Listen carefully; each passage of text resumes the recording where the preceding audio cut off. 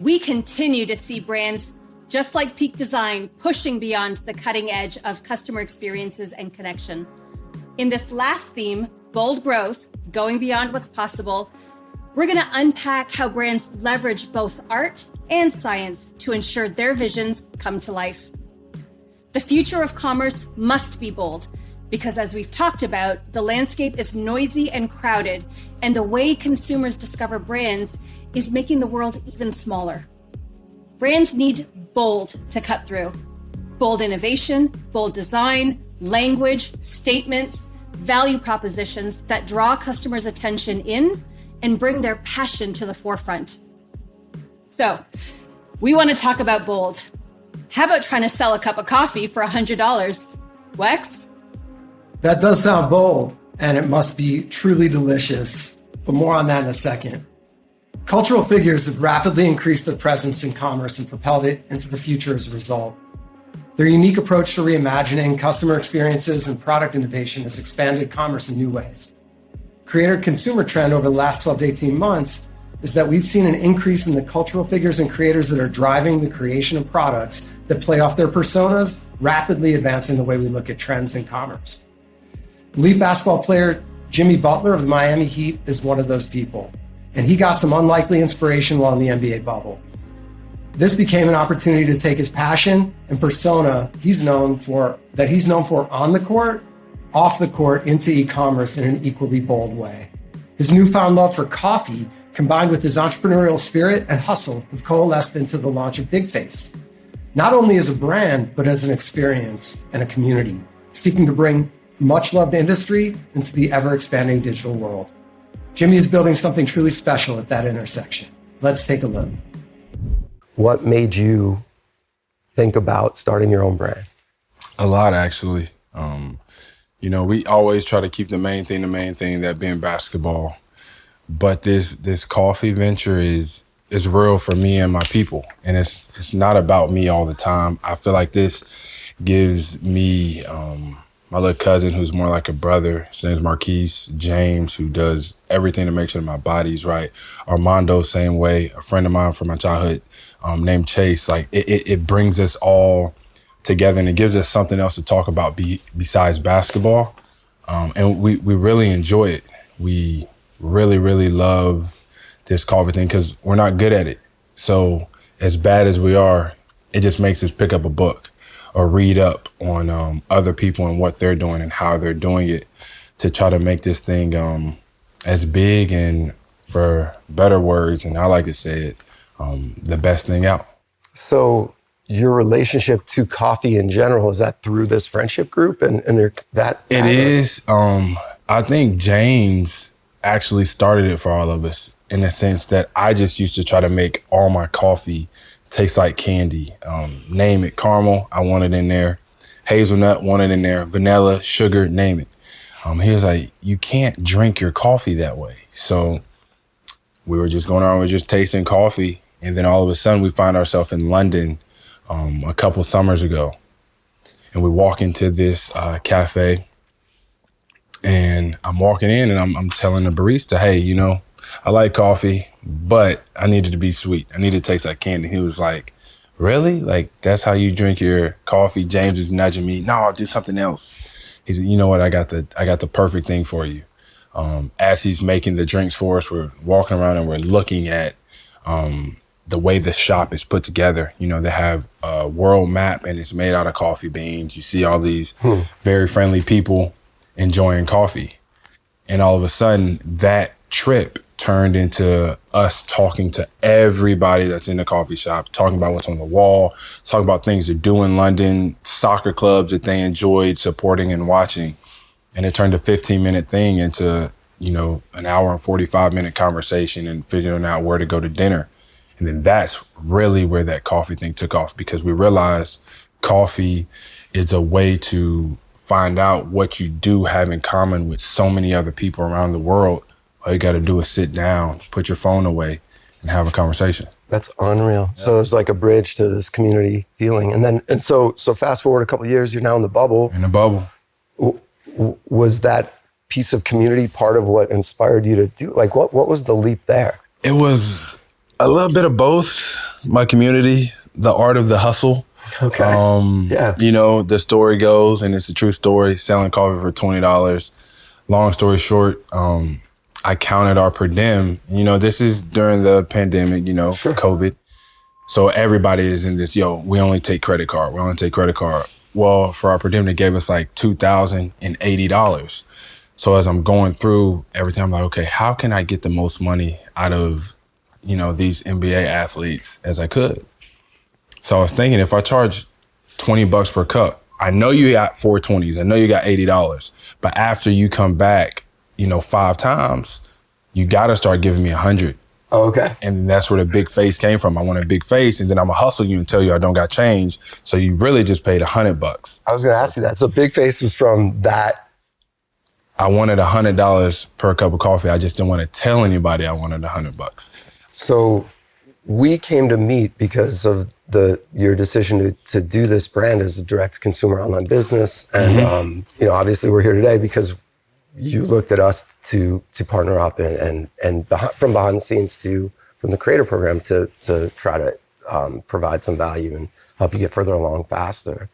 How do you feel the brand that is coming to life has evolved from the very inception of it to now, and where do you see it going in the future? It's going to be huge. In the future, it is. You should see the people that know who I am when I'm walking the street. Almost everybody asks, "Yo, when's this coffee? Nice. Where's this Big Face?" Like, Get their emails? Just kidding. I will soon. Yeah. I will soon. So that's the next part of this. Whenever we do launch, everybody gets the opportunity to see how hard we have been working on this thing, how much we want to give it to our people and make sure that everybody's happy with what we have.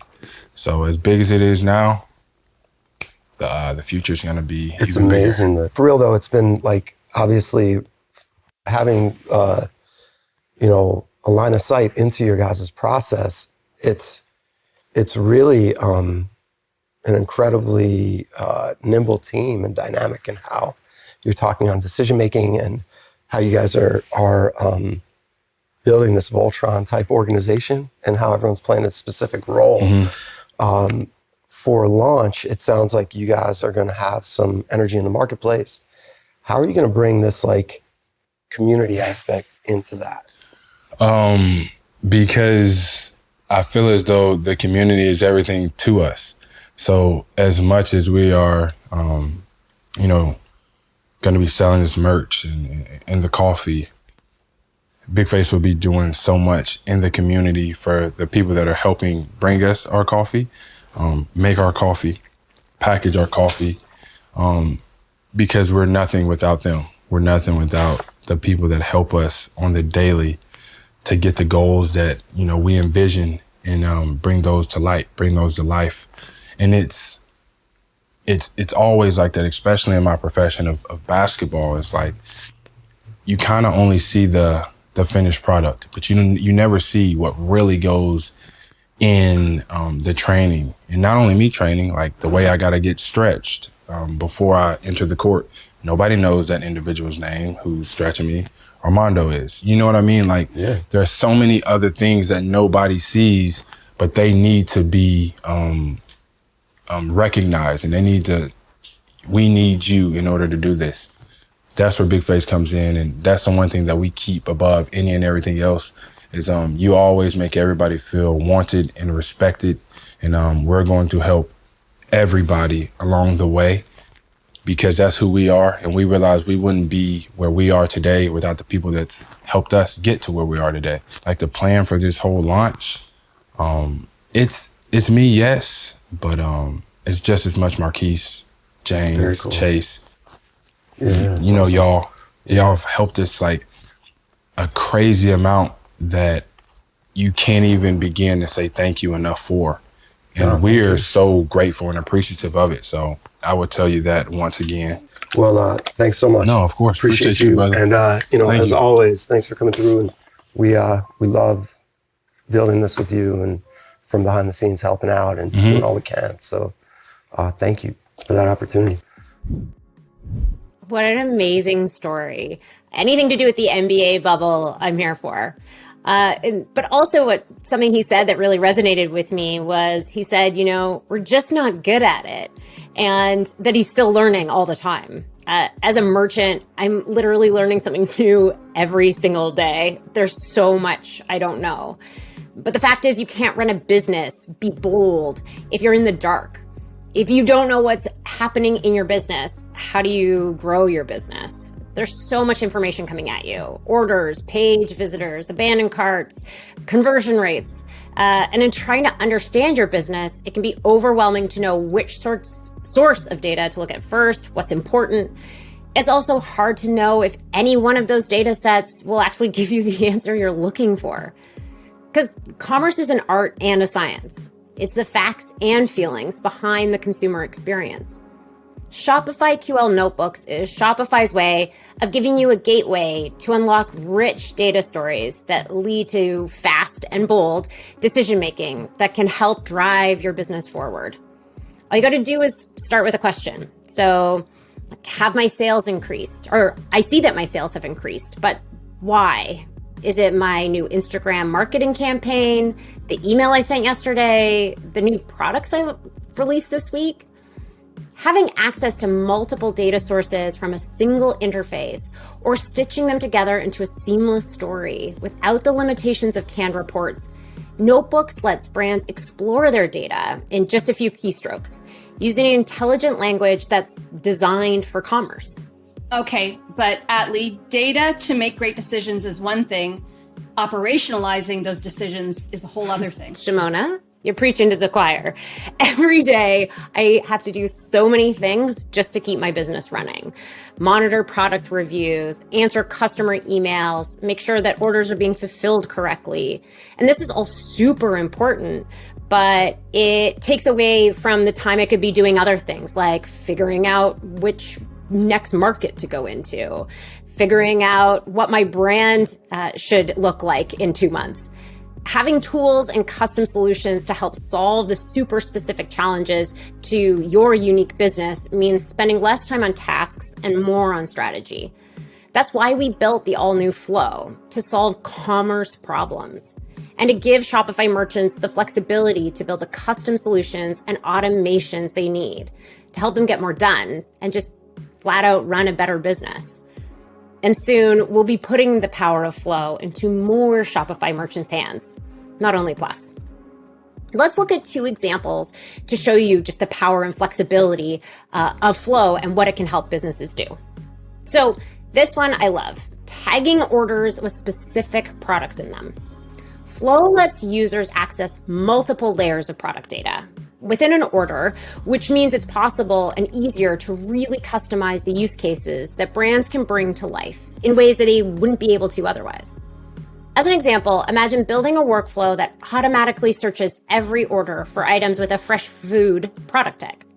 If that tag is discovered, Flow automatically adds a refrigerated shipping tag to the order, creates an Asana task, and sends a message to ensure that it's fulfilled correctly. No spoiled food. Another use case, Flow is a connector, right? The glue between your apps and your store, as well as an automation tool. So here's an example of an automation that starts in a third-party app and ends in a third-party app, and Flow puts it together. Instead of manually tracking product reviews from customers, imagine a fully automated review program based on the star level. So as soon as a customer leaves a positive product review, Flow will send a Slack message to let your team know what was said and award loyalty points to the customer. While reviews of 3 stars or below automatically create a support ticket to find out what went wrong. Flow is the glue between a brand's apps and their store.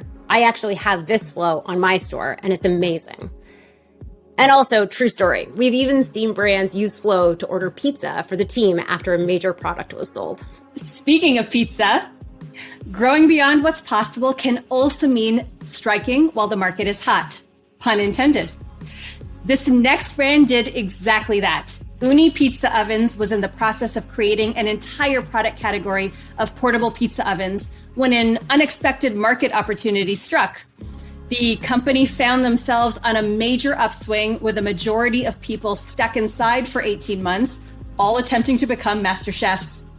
Seeing this and reacting quickly, they went all in to expand their business and products. I sat down with their CMO, Corey Maynard, to hear more. Corey, so great to have you with us here today. I'm so excited to hear more about the Uni story. And I'd love to start right from the beginning. We started as a Kickstarter in 2012. Our founder, Christian, he was a pizza fanatic himself. He wasn't a professional pizza chef, but he really loved pizza. And they were living in a small flat in London at the time, didn't have room for a professional mason-built pizza oven for their backyard. And so he started tinkering with the idea of how to make small, portable, affordable pizza oven that could fit in his backyard and hit those really high temps that you need to hit of close to 1,000 degrees Fahrenheit to cook true Neapolitan pizza. It was strong growth from the beginning, but nothing like what we've seen in the last 2 years, where obviously the world has changed and people have decided they all want to learn how to make great pizza.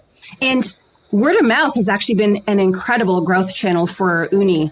How did that come to be? When people haven't seen a pizza oven that's cooking at 1,000 degrees or 950 degrees that can make a pizza in about a minute, it's sort of a shock-inducing, awe-inducing sight.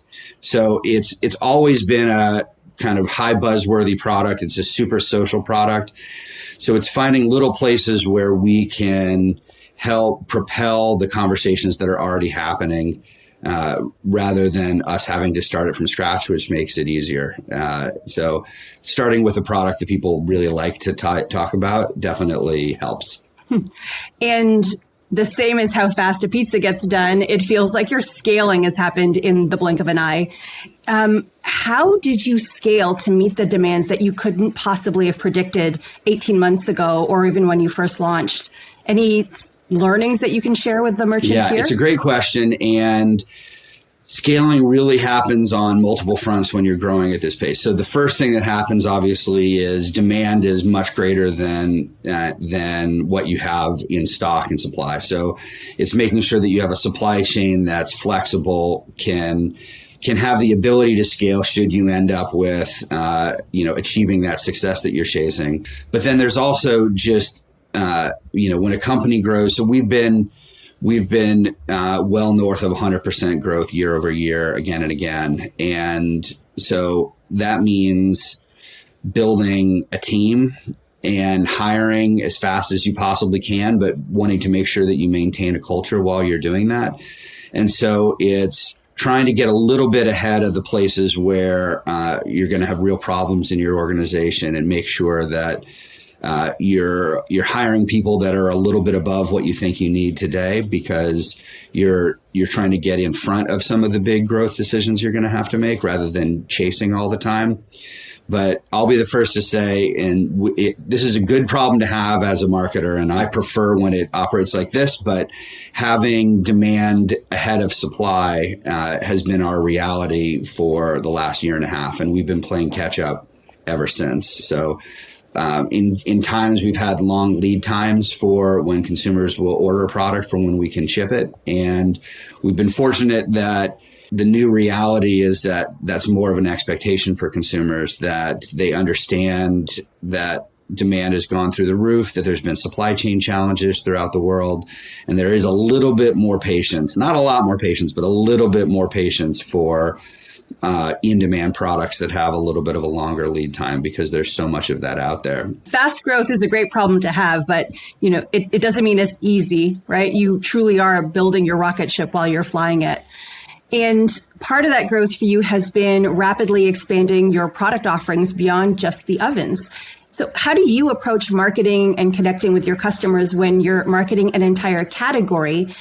How did you think about the timing of your brand extension? It's a great question. And I think one of the early decisions for this company, as a company that was founded by making a revolutionary backyard pizza oven, was what's next for this company?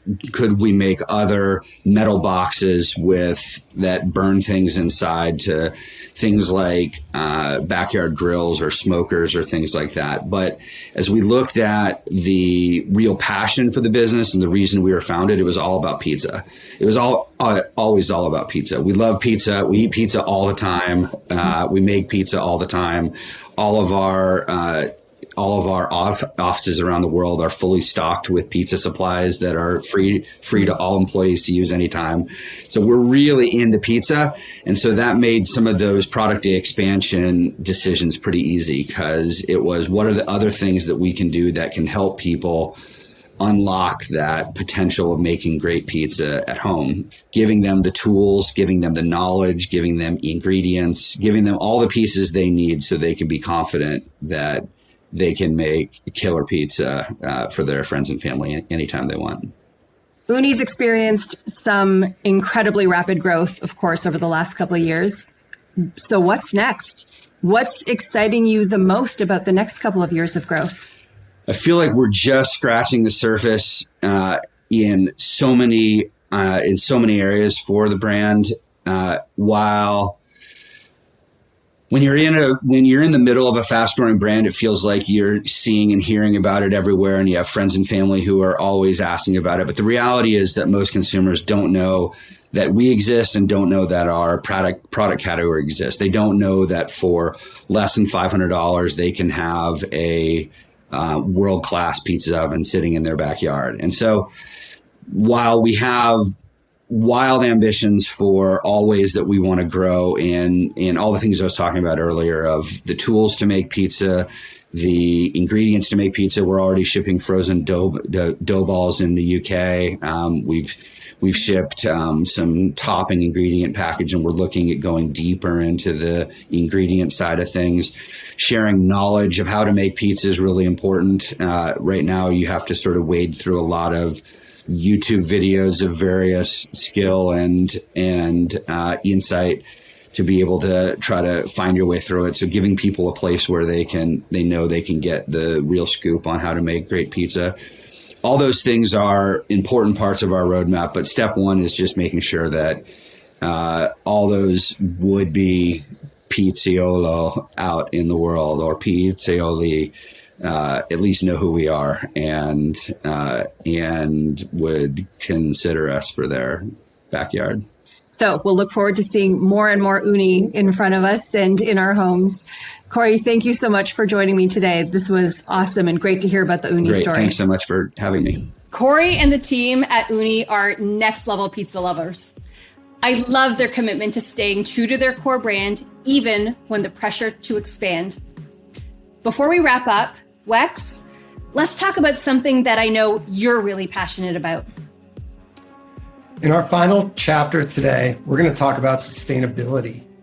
Sustainability isn't just one sustainable act. We need sustainable materials, packaging, a diverse and fair supply chain, shipping solutions, and even buying local. All of these contribute to a better global economy. Leaving the world in a better place is a priority at Shopify. It's one of the reasons we launched our sustainability fund in 2019.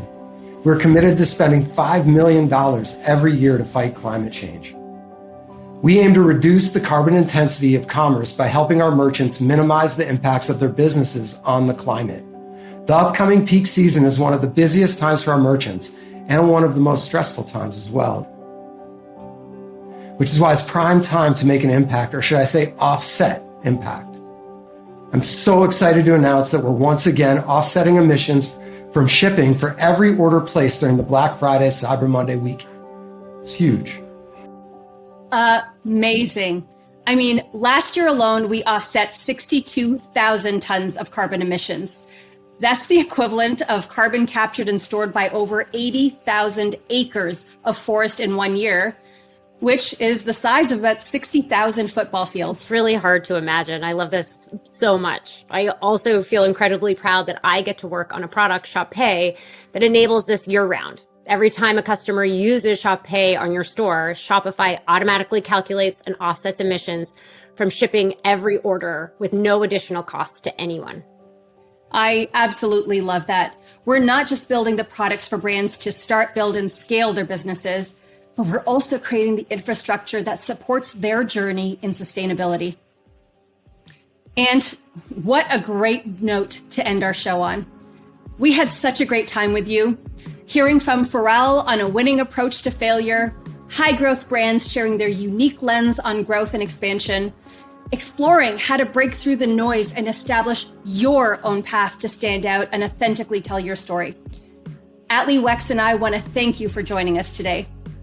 And as many of you go into peak season and holiday, you've got this.